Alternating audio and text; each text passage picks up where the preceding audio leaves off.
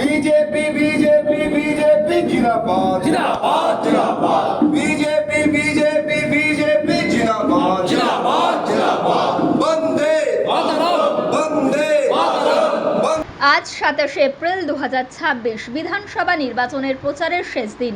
আর এই শেষ দিনে শান্তিপুর বিধানসভার ক্ষেত্রে শেষ লগ্নে বিজেপির গেরুয়া পতাকা লাগালো বাড়তি অক্সিজেন।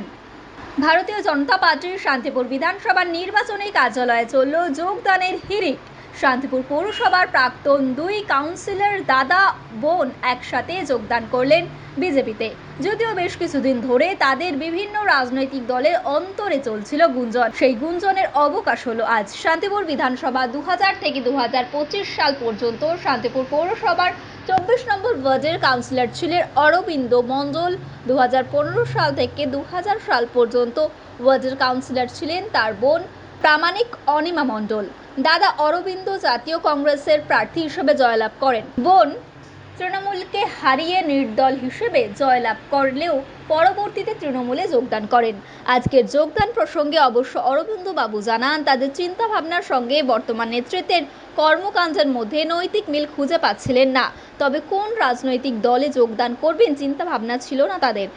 এলাকায় সাধারণ মানুষের দাবি, বোন 2015 সালে থেকে 2024-এর 15 সাল 24 নম্বর ওয়ার্ডে শাসক দলের প্রার্থীকে হারিয়ে জয়লাভ করেছিল নির্দলে।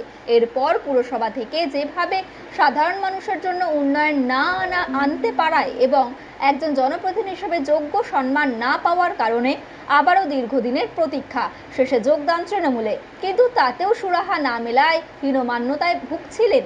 তা ভেবেছিলেন আর নয় রাজনীতি। তবে এই এলাকায় মানুষজনের ভারসাম্য হয়ে ওঠার কারণে ভারতীয় জনতা পার্টির আহ্বানের সিদ্ধান্ত নেন যোগদান। আজ দলের পতাকা তুলে নিজেই সাংসদ জগন্নাথ সরকার এবং বিধায়ক স্বপন দাসের হাত ধরে থেকে। যদিও অনিমা প্রামাণিক মণ্ডল আজ শারীরিক অসুস্থতা থাকার কারণে আসতে পারেননি, তবে দাদা অরবিন্দ মণ্ডল জানান বোনের সম্মতি রয়েছে সম্পূর্ণভাবেই। দেখুন সেই দৃশ্য। পৃথিবীর 3 ভাগ জল 1 ভাগ স্থল, তাই পানীয় জলের অভাব নেই। কিন্তু বিশুদ্ধ পানীয় জল একটাই, বৃষ্টি অ্যাকোয়া। প্রতি ফোঁটায় আনে তৃপ্তি, মেটায় তেষ্টা। বৃষ্টি অ্যাকোয়া, বিশুদ্ধ পানীয় জল। बीजेपी बीजेपी बीजेपी जिंदाबाद जिंदाबाद जिंदाबाद बीजेपी बीजेपी बीजेपी जिंदाबाद जिंदाबाद जिंदाबाद वंदे वंदे আমরা সক্রিয় কর্মী পেলাম যারা বুঝতে পেরেছে যে বিজেপি ছাড়া অন্য কোনো দল নেই, এই দল করা যায়। সেই জন্যই যারা বুঝতে পারছে, সকলে বুঝতে পারছে, সকলে আসবে। ওরা আগে এসছে, তারপরে বাকি জায়গাগুলো ভোট বাক্স। দেখুন, আমি দীর্ঘদিন রাজনীতি করে 1990 সাল থেকে আমার সক্রিয় রাজনীতিতে আমি পদার্পণ করেছি। জাতীয় কংগ্রেস পরিবারের আমি একজন সৈনিক ছিলাম, সদস্য ছিলাম। আমার পরিবার জাতীয় কংগ্রেস পরিবারের সদস্য। আমি কংগ্রেস থেকে জিতেছিলাম 2000-2005 আমার কাউন্সিলর নাম ছিল। কত নম্বর ওয়ার্ড এটা? শান্তিপুর পৌরসভা তখন ছিল 23 নম্বর ওয়ার্ড, এখন বর্তমানে 24 নম্বর। এবং 2000 সালেই তৎকালীন শান্তিপুরের বিধায়ক এবং চেয়ারম্যান অজয়দের, তার সঙ্গে আমার রাজনীতির ডেভেলপমেন্ট, আমরা সবথেকে দুর্বল এবং দুস্থ ওয়ার্ডের আমি প্রতিনিধি ছিলাম। সেই বিতর্ক জড়িয়ে পড়েছিলাম এবং দীর্ঘ লড়াই হয়েছিল। হওয়ার পরেই আমি দলটা ছেড়ে দিয়েছিলাম এবং তার সঙ্গে অনেক ইতিহাস ছিল, নোংরা ইতিহাস জড়িয়ে গিয়েছিল, যার জন্য আমি দলটা ছেড়ে দিয়েছিলাম। তারপরে আমি দীর্ঘ রাজনীতির দিবস চলে আসি। আমি 10 সালে দাঁড়িয়ে 157 ভোটে হেরে গেছিলাম।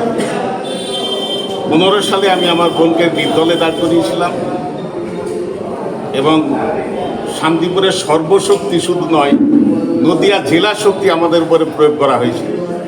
তার ইতিহাস শান্তিপুর জানে। সেই নির্বাচনে আমার বোনকে নির্দলে জয়লাভ করিয়েছিলাম এই দৌদণ্ড প্রতাপ তৃণমূলের হাতে। এ লড়াই শান্তিপুরে নয়, শুধু নদিয়ায় আমি রেকর্ড করেছিলাম। তারপরে আমরা ভয়ঙ্কর কেস, বহু কেস খেয়ে যাই এবং নিজেকে বাঁচানোর জন্য সাময়িকভাবে আমাকে একটা দলের শরণাপন্ন হতে হয়েছে। কিন্তু তাৎক্ষণিক আমরা সিদ্ধান্ত নিয়েছিলাম এই দলটা আরও খারাপ। এই যে তৃণমূল কংগ্রেস, মানে এই দলটা যে এত খারাপ, মানে এর ব্যাখ্যা দেওয়াটা আমাদের ভাষাতে কঠিন। সেই দলটাকে আমরা পরিত্যাগ করেছিলাম এবং আমি সিদ্ধান্তই নিয়েছিলাম যে আমি ভারতীয় জনতা পার্টিটাই করব। এবং আমি দীর্ঘদিন বসেছিলাম, বসে থেকেও আমাদের 18-19টা ওয়ার্ডে আমাদের সংগঠন বা আমার সহপাঠী আছে এবং গ্রামেও কিছু আছে যারা আমরা প্রত্যেকটা নির্বাচনই ইউনাইটেডভাবে করি। এবং জগন্নাথ সরকার যখন 19 সালে নির্বাচনে দাঁড়ায়, তখনও আমি আমাদের ওয়ার্ডে বসে থেকেই, এই বিজেপির ক্যাম্পে বসে থেকেও আমি ভোট করে দিই এবং ওনার দ্বিতীয় নির্বাচন আমরা করে দিয়েছি। কিন্তু আমরা তখন ওপেন হইনি। মানসিক দিক দিয়ে আমি বিজেপির একজন সাধারণ সৈনিক হিসাবে কাজ করার জন্য আমি প্রিপারেশন নিয়ে নিয়েছিলাম। কী কারণে ভালো লাগে দলটাকে? এই দলটা সর্বভারতীয় দল, শুধু তাই নয়, ভারতবর্ষের স্বাধীনতার পরে যদি সর্ববৃহৎ কোনো ভালো রাষ্ট্র নেতা হিসাবে কাউকে আমরা ধরে থাকি, তিনি ভারতের প্রধানমন্ত্রী যশস্বী নরেন্দ্র মোদী। ওনার নীতি আদর্শ, ভারতীয় জনতা পার্টির নীতি আদর্শ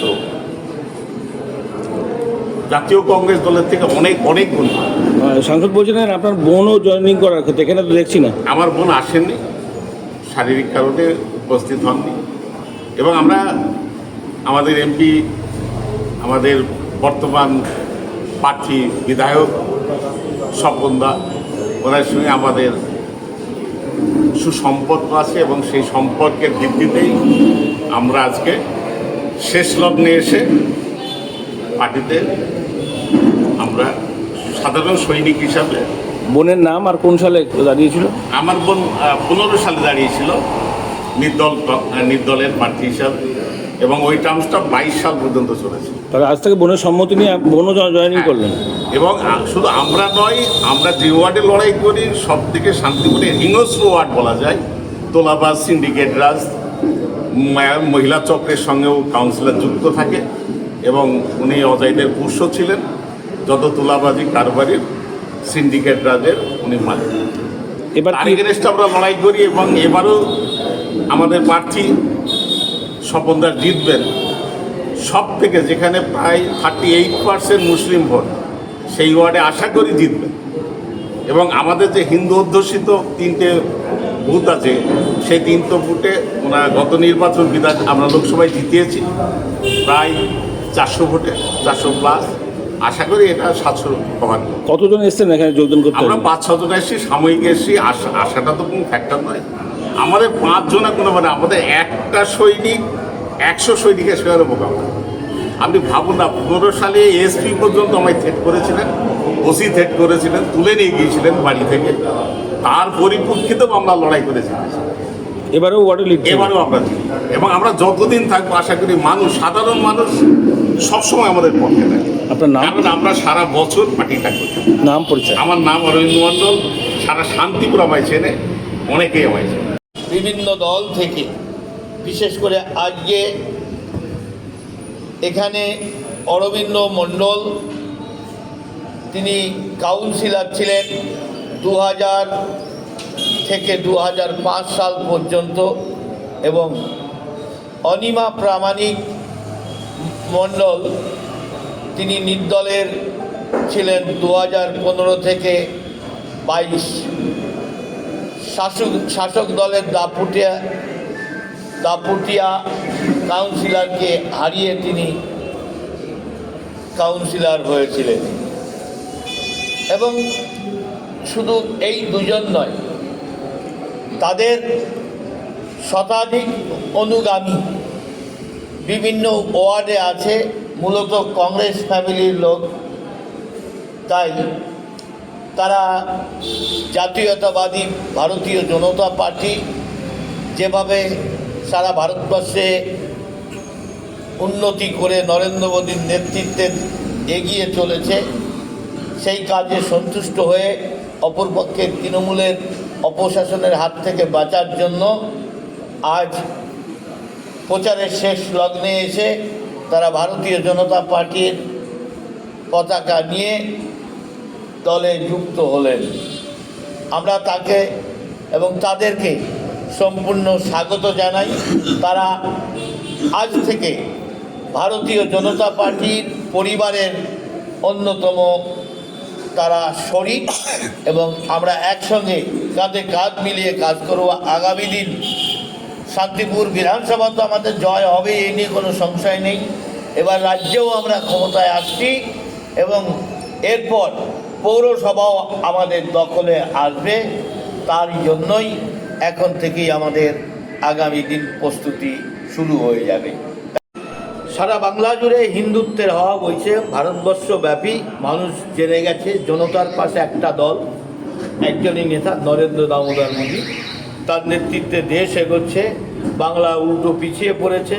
সামাজিকভাবে বিভিন্নভাবে বাংলা আজকে বিশৃঙ্খলতার মধ্যে দিয়ে চলছে এবং বাংলার ভবিষ্যৎ খুবই দুর্ভাগ্যজনক অবস্থায় এসে গেছে। জামাতি এবং দেশ বিরোধীরা সক্রিয়, জঙ্গি বেশি সক্রিয়। এর হাত থেকে বাঁচতে গেলে হিন্দুরা তাদের ভরসাস্থল মনে করছে একমাত্র ভারতীয় জনতা পার্টি এবং উন্নয়নের জন্য যে দলটা সমস্ত কিছুর ভেদাভেদের ঊর্ধ্বে উঠে উন্নয়নের স্বার্থে, দেশের স্বার্থে রাজনীতি করে।